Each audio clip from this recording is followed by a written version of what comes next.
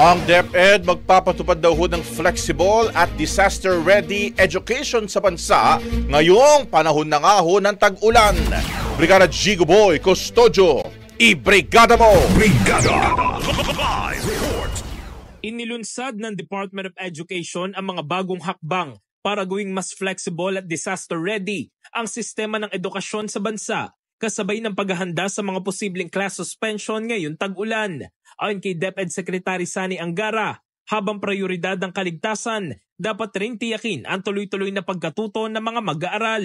Kabilang sa mga pangunahing programa ng DepEd ay mobile modular classrooms na ilulunsad sa mga high-risk areas simula Agosto. Ligtas AI tool na tumutukoy ng mga geohazard risk para sa mas maayos na contingency planning. Bagong patakaran sa class suspensions na nagbibigay kapangyarihan sa mga school head na magdeklara ng localized suspension kahit walang LGU declaration. Learning and service continuity plans na gumagamit ng modules, online platforms sa teacher training.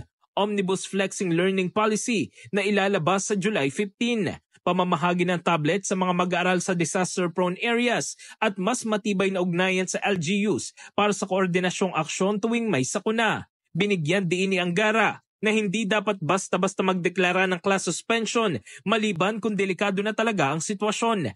Aniya layunin ng DepEd na mabawasan ang learning loss basta't ligtas sa mga bata, guro at staff. In the heart of changing lives, ako si Brigada Gigo Custodio ng 105.1 Brigada News of Manila, the Music and News Authority. Brigada Balita Nationwide. Ang bahaging ito ay hatid sa atin ng Drive Max Coffee. Ligayang tuloy-tuloy.